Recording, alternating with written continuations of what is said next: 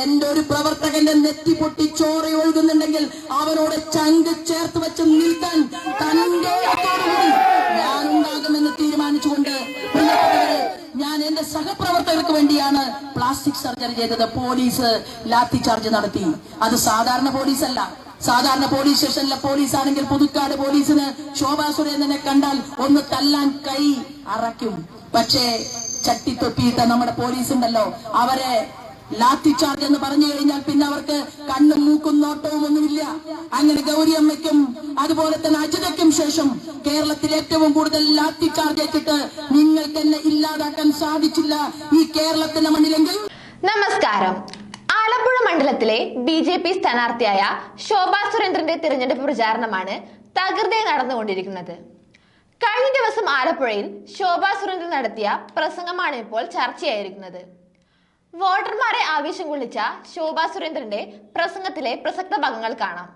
കുടുംബശ്രീ പദ്ധതി, ആ പദ്ധതിയിലുള്ള അമ്മമാരെ, സ്ത്രീകളെ തെറ്റിദ്ധരിപ്പിച്ചുകൊണ്ട് പാർട്ടിക്ക് വേണ്ടി കൊടിപിടിക്കാൻ പോകും. നോക്കൂ, നിങ്ങൾ അറിഞ്ഞില്ലേ, ഒരു പാവപ്പെട്ട ചെറുപ്പക്കാരനെ SFIയുടെ ഗുണ്ടകൾ അവർ അവരുടെ ക്ലാസ് മുറിയിലിട്ട് ചവിട്ടിക്കൂട്ടി കൊന്നില്ലേ? എന്തുകൊണ്ടാണ് ഇത് സംഭവിക്കുന്നത്? സ്നേഹം നിങ്ങൾ പഠിപ്പിച്ചില്ല, നിങ്ങൾ അവരെ കരുണ പകർന്നു കൊടുത്തില്ല, നിങ്ങൾ അവരോട് വീടിനും നാടിനും ഉപകാരികളായി മാറണമെന്ന് നിങ്ങൾ ആവശ്യപ്പെട്ടില്ല. പക്ഷെ നരേന്ദ്രമോദി പറഞ്ഞു ഞങ്ങളോട്, നിങ്ങൾ അധികാരത്തിന്റെ ഉത്തുംഗ ശൃംഗത്തിലെത്തുമ്പോ നിങ്ങൾ അഹങ്കരിക്കാതെ നിങ്ങൾ സേവകനെ പോലെ പ്രവർത്തിക്കണമെന്നാണ് ആരാധനായിട്ടുള്ള നരേന്ദ്രമോദി ഞങ്ങളെ പഠിപ്പിച്ചത്. കാരണം അയൽ വീടുകളിൽ പാത്രം കഴുകി കിട്ടുന്ന നാണയത്തുട്ടുകൾ ചേർത്ത് വെച്ചുകൊണ്ട് ഒരു കുടുംബത്തെ സംരക്ഷിച്ച ആ അമ്മയുണ്ടല്ലോ, നരേന്ദ്രമോദിയുടെ അമ്മ. ആ അമ്മ പറഞ്ഞു, സർവേ വിശുഗുന സന്തു സർവേ സന്തു നിരാമയ സർവേ ഭദ്രാണി പശ്യന്തു മാ കശ്ചിത് ദുഃഖമാപ്നുവേദ് എന്നുള്ള മംഗള ശ്ലോകം. എല്ലാവർക്കും സുഖമുണ്ടാകട്ടെ, എല്ലാവർക്കും ആയുരാരോഗ്യ സമ്പൽ സമൃദ്ധി ഉണ്ടാകട്ടെ എന്ന് പ്രാർത്ഥിക്കുന്ന പ്രാർത്ഥനാ മന്ത്രങ്ങളെ ഉരുവിട്ടുകൊണ്ട് ശ്രീമാൻ നരേന്ദ്രമോദി രാഷ്ട്രീയ സ്വയംസേവക സംഘത്തിലൂടെ പ്രവർത്തിച്ച് പിന്നീട് അദ്ദേഹം ഭാരതീയ ജനതാ പാർട്ടിയുടെ നിരവധി കർമ്മ പദ്ധതികളിലൂടെ ഉത്തരവാദിത്തങ്ങളിലൂടെ കടന്നു വന്ന് ഇന്ത്യയിൽ 2 പ്രധാനപ്പെട്ട യാത്രകൾ ഉണ്ടായി. ആ യാത്രയിലൊന്ന് ഈ രാജ്യത്തെ കാശ്മീർ എന്ന് പറയുന്ന ഒരു പ്രദേശം മാത്രം രാജ്യത്ത് നിന്ന് വിഭജിച്ചു നിർത്തുന്ന കാശ്മീരിലെ 370-ാം വകുപ്പ് അനുവദിച്ചു കൊടുക്കുന്ന ഒരു നിയമം നിലനിൽക്കുകയാണ്. ആ നിയമം നമ്മുടെ നാട്ടിൽ പറ്റില്ല. നമ്മുടെ ഭാരതത്തിന് ഒരൊറ്റ അമ്മ, ഒരൊറ്റ ഇന്ത്യ, ഒരൊറ്റ ജനത. ആ പ്രഖ്യാപനം മുന്നിൽ വെച്ചുകൊണ്ട് മുരളി മനോഹർ ജോഷിജിയെ പോലെയുള്ള, ആരാധനായ അടൽ ബിഹാരി വാജ്പേയി പോലെയുള്ള ആളുകൾ ഒരു യാത്ര നയിച്ചു, ഏകതാ യാത്ര. ആ ഏകതാ യാത്ര നയിക്കുമ്പോ ആ യാത്രയുടെ ജീപ്പിൽ, ആ യാത്രയുടെ പ്രചരണ വാഹനത്തിന്റെ അരികിൽ ഒരു സാധാരണക്കാരനെ പോലെ ഒരാൾ ഇരിക്കുന്നുണ്ടായിരുന്നു. അദ്ദേഹം ഈ പാർട്ടിക്ക് വേണ്ടി പതിറ്റാണ്ടുകളായി പ്രവർത്തിക്കുകയായിരുന്നു. അദ്ദേഹമാണ് ആരാണെന്നറിയുമോ? ശ്രീമാൻ നരേന്ദ്രമോദി. ഏകതാ യാത്രയ്ക്ക് ചുക്കാൻ പിടിച്ച ശ്രീമാൻ നരേന്ദ്രമോദി അദ്ദേഹം അധികാരത്തിൽ വന്നു. 370-ാം വകുപ്പ് എടുത്തു കളയുമെന്നുള്ളത് നമ്മുടെ ഭരണഘടനയുടെ സ്വപ്നമായിരുന്നു. 370-ാം വകുപ്പ് എടുത്തു കളഞ്ഞു. എന്താ സംഭവിച്ചത്? 370-ാം വകുപ്പ് എടുത്തു കളഞ്ഞപ്പോൾ കാശ്മീരില് മുസ്ലിങ്ങൾക്ക് പള്ളിയിൽ പോകാൻ വെള്ളിയാഴ്ച ഉണ്ടാകില്ല എന്ന് തെറ്റിദ്ധരിപ്പിച്ചു. പക്ഷേ എന്ത് സംഭവിച്ചു? വലിയ കോടീശ്വരന്മാർ വന്നിപ്പോ കാശ്മീരില് പണം നിക്ഷേപിക്കുന്നു. ലോകം മുഴുവൻ ടൂറിസത്തിനും സഞ്ചാരത്തിനും വേണ്ടി വരാൻ ആഗ്രഹിക്കുന്ന കാശ്മീരിൽ പട്ടാളക്കാർ യാത്ര ചെയ്യുന്ന സമയത്ത് പട്ടാളക്കാരുടെ തല നോക്കി കല്ലുകൾ വലിച്ചെറിയുന്ന, പട്ടാളക്കാരെ ആക്രമിക്കുന്ന, രാജ്യസ്നേഹമില്ലാത്തവർ ഒരുപാട് പേരുണ്ടായിരുന്ന, തീവ്രവാദികൾ ഉണ്ടായിരുന്ന കാശ്മീരിൽ 370-ാം വകുപ്പ് എടുത്തു കളഞ്ഞപ്പോൾ പ്രിയപ്പെട്ടവരെ നിങ്ങൾ ഓർത്തു നോക്കൂ, ഇന്ന് കാശ്മീരില് ജയിലിൽ കിടക്കുന്ന ഭീകരവാദിയുടെ അനുജനുണ്ടല്ലോ, ഈ കഴിഞ്ഞ ദേശീയ നമ്മുടെ എല്ലാം തന്നെ സ്വാതന്ത്ര്യ ദിനത്തിൽ ദേശീയ പതാക ആ ഭീകരവാദി ജയിലിൽ കിടക്കുമ്പോ ഭീകരവാദിയുടെ അനുജൻ പറയുകയാണ്, ഞാൻ സ്വാതന്ത്ര്യത്തിന്റെ ചൂടറിയുന്നു, ഞാൻ നരേന്ദ്രമോദിയുടെ കരുതൽ അനുഭവിക്കുന്നു, എനിക്കൊരു പാകിസ്ഥാനെയും ഭയമില്ല, എനിക്കൊരു ഭീകരവാദിയെയും ഭയമില്ല. ഇതാ വന്ദേ മാതരം വിളിച്ചുകൊണ്ട് അവിടെ അദ്ദേഹത്തിന്റെ മട്ടുപ്പാവിൽ ഈ കുങ്കുമഹരിത പതാകയുടെ ഊർജമുണ്ടല്ലോ, ഭാരതത്തിന്റെ ഈ പതാക ഉയർത്തിക്കൊണ്ട് ദേശീയ ദിനത്തിൽ സ്വാതന്ത്ര്യ പ്രഖ്യാപനം നടത്തിയ ഭീകരവാദിയുടെ അനുജനെ ഞാനും നിങ്ങളും അദ്ദേഹത്തിന്റെ പോസ്റ്റിലൂടെ നവമാധ്യമങ്ങളിലൂടെ കണ്ടു. നാട് മാറുകയാണ്. മുസൽമാന് കാര്യം മനസ്സിലായി. കാരണം എന്താണ്? ബേട്ടി പഠാവോ ബേട്ടി ബചാവോ രാമേട്ടന് മാത്രമല്ല, അത് പാപ്പച്ചനും ഇസ്മയിലിനും കൂടിയിട്ടാണ്.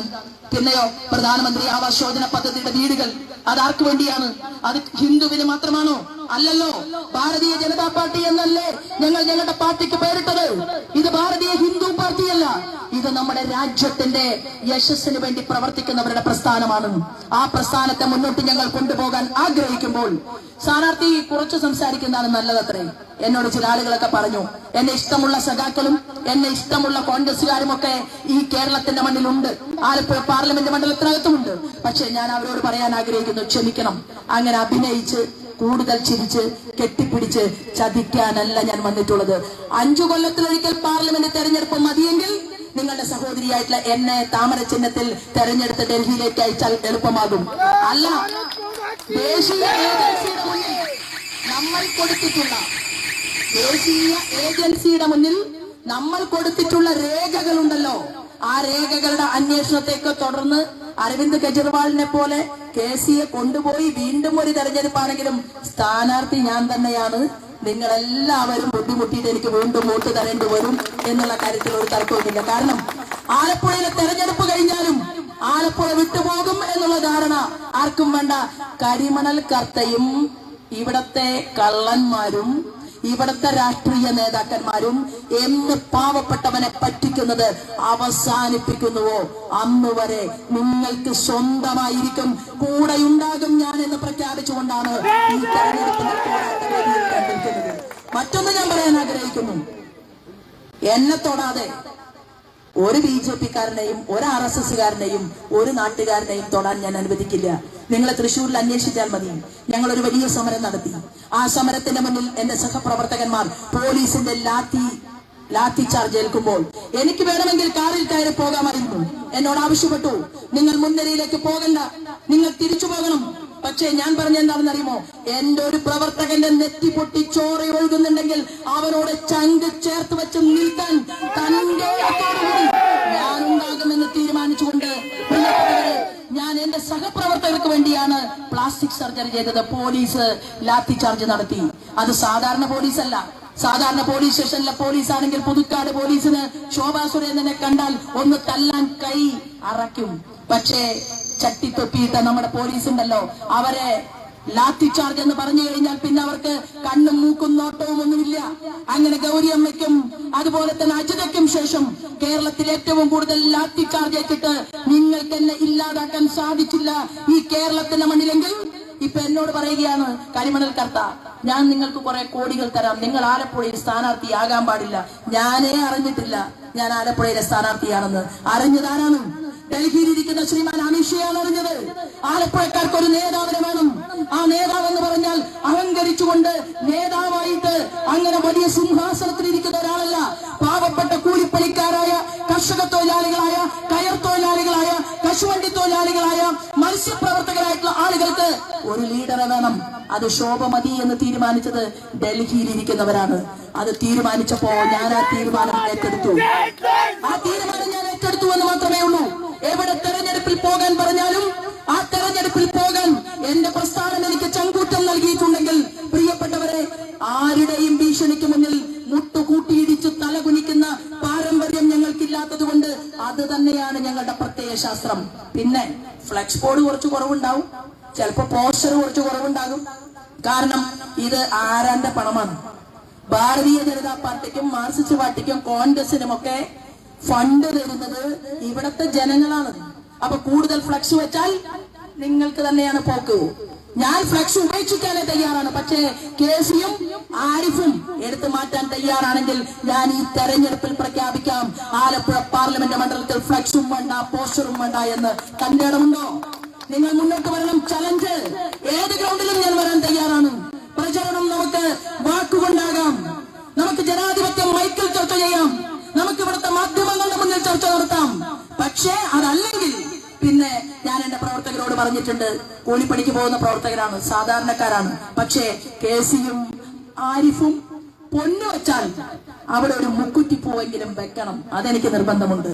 നിങ്ങളുടെ ശോഭ ചേച്ചിയുടെ അല്ലെങ്കിൽ വയസ്സായിട്ടുള്ള ആളുകളുടെ മകളുടെ സ്ഥാനത്തുള്ള ശോഭയുടെ ചെറിയ പോസ്റ്റർ വേണം എന്ന് അതെനിക്ക് നിർബന്ധമുണ്ട്. ഞാൻ പറയാൻ ആഗ്രഹിക്കുന്നത്, നമുക്ക് ഈ നാടിനെ മാറ്റണം. ഇവിടത്തെ നെൽകർഷകർ പുറക്കാട് മേഖലയിലൊക്കെയുള്ള സ്ഥലത്ത് ഞാൻ യാത്ര ചെയ്ത സമയത്ത് അവിടെ നെൽകർഷകർക്ക് മട ഇടിഞ്ഞു വീഴ്ചയാണ്. ഒരു മട ഇടിഞ്ഞു വീഴുന്നത് പോലും നിർത്താനായിട്ടുള്ള ശാസ്ത്രീയ സംവിധാനങ്ങൾ ഒരുക്കിയെടുക്കാൻ സാധിക്കാത്തവരോട് ഞാൻ പറയാൻ ആഗ്രഹിക്കുന്നത്, നിങ്ങളൊന്ന് ഇന്ത്യൻ പ്രധാനമന്ത്രിയെ നോക്ക്. ഇൻഫർമേഷൻ ടെക്നോളജി 50,000 കോടി രൂപയുടെ അന്തർവാഹിനി കപ്പലാണ് ഇവിടെ ശ്രീമാൻ നരേന്ദ്രമോദിയുടെ നേതൃത്വത്തിൽ കൊച്ചി ഷിപ്പ്യാർഡിൽ പണി കഴിഞ്ഞ് പുറത്തിറങ്ങുന്നത്, നീറ്റിലിറക്കാൻ വേണ്ടിയിട്ട് ഇന്ത്യയുടെ പ്രധാനമന്ത്രി വരുന്നത്. നിങ്ങൾക്ക് ഈ ആലപ്പുഴയിലെ മട വീഴുന്നത് ഒന്ന് നിർത്താൻ, ശാസ്ത്രീയമായി ചർച്ച ചെയ്യാൻ, അതിനാവശ്യമായ ആളുകളെ വിളിച്ചു വരുത്താൻ സാധിക്കാത്തവരാണ് നിങ്ങൾ. ഇവിടെയോ കയർ മേഖല പൂട്ടി. എന്താ ഉള്ളത്? ഇവിടെ ഒന്നുമില്ല. നമുക്കെല്ലാം മാറ്റണം, നമുക്ക് നന്മയുണ്ടാക്കണം. അതിന് എനിക്ക് എന്തായാലും നേരിട്ട് ഇന്ത്യയുടെ പ്രധാനമന്ത്രിയുമായിട്ട് പരിചയമുണ്ട്. എന്നെ ശോഭയെ എന്ന് വിളിച്ച് സംസാരിക്കാനുള്ള സ്വാതന്ത്ര്യം, എനിക്ക് അദ്ദേഹത്തോട് സംസാരിക്കാനുള്ള സ്വാതന്ത്ര്യമുണ്ട്. 6 വർഷമായിട്ട് കേന്ദ്ര തലത്തിൽ പ്രവർത്തിച്ച് ക്യാബിനറ്റ് മിനിസ്റ്റർമാരും മുഖ്യമന്ത്രിമാരും ഒക്കെ ആയിട്ട് കുറെ ആളുകളുമായിട്ട് എനിക്ക് നല്ല ബന്ധമുണ്ട്. എന്നാ പിന്നെ ആലപ്പുഴയുടെ കാര്യങ്ങൾ ചർച്ച ചെയ്യാൻ ആകെ വിരലിൽ എണ്ണാവുന്ന മാർക്സിസ്റ്റ് പാർട്ടിക്കാർക്ക് 3 മിനിറ്റാണ് പാർലമെന്റിൽ സമയം കിട്ടുക. അപ്പൊ ഞാൻ പോയാ പോരെ? ഞാൻ അവിടെ പാർലമെന്റിലും സംസാരിക്കാം, ബാക്കി സമയം ക്യാബിനറ്റ് മിനിസ്റ്ററുടെ വീട്ടിൽ പോകാം, പിന്നെ പ്രധാനമന്ത്രിയുടെ അപ്പോയിന്റ്മെന്റ് എടുക്കാം, ഇവിടുത്തെ ജനങ്ങളുടെ ആവശ്യങ്ങൾ അവിടെ ചെന്ന് ഉന്നയിക്കാം. അതല്ലേ നല്ലത്? അപ്പൊ ആലപ്പുഴയില് വിവേചന ബുദ്ധിയോട് കൂടിയിട്ട് നമ്മുടെ സഹോദരി സഹോദരന്മാർ വോട്ട് രേഖപ്പെടുത്താറുണ്ട്. കോൺഗ്രസ് അവിടെ ഭരിക്കുമ്പോ ഇവിടെ കോൺഗ്രസിന് ഒരു കൈ കൊടുക്കാറുണ്ട്. BJP അവിടെ ഭരിക്കുകയാണ്, NDA ഭരിക്കുകയാണ്. ഒരു കൈ എനിക്ക് തന്നാൽ ഒരു താമരപ്പൂവുമായിട്ട് ശ്രീമാൻ നരേന്ദ്രമോദിയുടെ കാൽക്കൽ ആ താമരപ്പൂ സമർപ്പിച്ചുകൊണ്ട് നമുക്ക് ആലപ്പുഴയ്ക്ക് വേണ്ടി പ്രവർത്തനം തുടങ്ങാം. അതിനനുഗ്രഹിക്കണമെന്ന് അഭ്യർത്ഥിച്ചുകൊണ്ടാണ് ഞാൻ നിങ്ങളുടെ മുന്നിൽ നിൽക്കുന്നത്. എന്നെ കണ്ടതിന്, സ്വീകരിച്ചതിന്, ഈ ഉച്ച മുതൽ എന്നോടൊപ്പം ബൈക്കിൽ യാത്ര ചെയ്തതിന്. നമ്മുടെ പരാധീനതകളെല്ലാം മാറും. നമ്മൾ വെച്ചത് വാഴയല്ല, നമ്മൾ വെച്ചിട്ടുള്ളത് ഒരു കൽപ്പവൃക്ഷമാണ്. അത് കരിക്ക് കിട്ടാൻ തുടങ്ങിയാൽ വർഷങ്ങളോളം കിട്ടും. അതിന് കുറച്ചു കാലം കാത്തിരിക്കണം. അതിന്റെ സമയം സമാഗതമായിട്ടുണ്ട്. അതിനെന്റെ സഹപ്രവർത്തകന്മാർ കൈ ചേർത്ത് പിടിച്ചുകൊണ്ട് നമുക്ക് മുന്നോട്ട് പോകാമെന്ന് മാത്രം പറഞ്ഞുകൊണ്ട് ജനാധിപത്യ വിശ്വാസികൾ അനുഗ്രഹിക്കണമെന്നും ഞങ്ങളുടെ തെരഞ്ഞെടുപ്പ് ചിഹ്നമായിട്ടുള്ള താമരയും ഒരു വോട്ട് നൽകിക്കൊണ്ട് എന്നെ പാർലമെന്റിലേക്ക് പറഞ്ഞയക്കണം. ഞാൻ ഡൽഹിയിൽ പോയാൽ, ജയിച്ച് ഡൽഹിയിൽ പോയാൽ ഉടൻ തിരിച്ചു വരും. എന്തിനാണെന്നറിയുമോ? തിരുവനന്തപുരത്ത് ആലപ്പുഴ പാർലമെന്റ് മണ്ഡലത്തിലെ സഹോദരി സഹോദരന്മാരെ അണിനിരത്തിക്കൊണ്ട് സെക്രട്ടേറിയറ്റിൽ ആദ്യം നടക്കാൻ പോകുന്ന ഒരു വമ്പിച്ച സമരമാണ്. ആ സമരം ആലപ്പുഴ പാർലമെന്റ് മണ്ഡലത്തിലെ ഈ പൊതുമുതൽ നശിപ്പിക്കാൻ അനുവദിക്കില്ല എന്ന് പ്രഖ്യാപിച്ചുകൊണ്ടുള്ള സമരമാണ് എന്ന് പറഞ്ഞുകൊണ്ടാണ് ഞാൻ തെരഞ്ഞെടുപ്പിൽ നിൽക്കുന്നത്. ഒന്നാമത്തെ പ്രയോറിറ്റി എന്താണെന്നറിയുമോ? ആലപ്പുഴ പാർലമെന്റിൽ 5 കൊല്ലം കൊണ്ട് വീടില്ലാത്തവരായി ആരും ഉണ്ടാകാൻ പാടില്ല. പ്രധാനമന്ത്രി ആവാസ് യോജന പദ്ധതിയുടെ വീടുകളും, നമ്മൾ ഒരു സിനിമയിൽ ഞാൻ കണ്ടിട്ടുണ്ട്, ഒരു ഗ്രൗണ്ട്, ആ ഗ്രൗണ്ടില് ഒരു കോയിൻ വെക്കും. ആദ്യം ഒരാൾ, അയാൾ പറയും ഞാൻ തുടങ്ങും, നമുക്കിതൊന്ന് പൂർത്തീകരിക്കണം. ഞാൻ വെക്കും ആദ്യം, ഞാൻ 1 ലക്ഷം വെച്ചാൽ നിങ്ങൾ 10 രൂപ വെച്ചാൽ മതി. ആലപ്പുഴ പാർലമെന്റ് മണ്ഡലത്തിൽ നമ്മൾ വീടില്ലാത്തവരായി 5 വർഷക്കാലം കൊണ്ട് ഒരാളും ഉണ്ടാകില്ല എന്നുള്ള ദൗത്യം ഏറ്റെടുത്തുകൊണ്ട് നമ്മൾ ഒന്നാമത്തെ പദ്ധതി ആവിഷ്കരിച്ചുകൊണ്ട് മുന്നോട്ട് പോകും എന്ന് മാത്രം പറഞ്ഞുകൊണ്ട് ഇനി വീണ്ടും കാണാം, നമുക്ക് ഒരുമിച്ച് ചേരാം എന്ന് പറഞ്ഞുകൊണ്ട് എല്ലാവർക്കും നന്ദി, നമസ്കാരം. വന്ദേ മാതരം.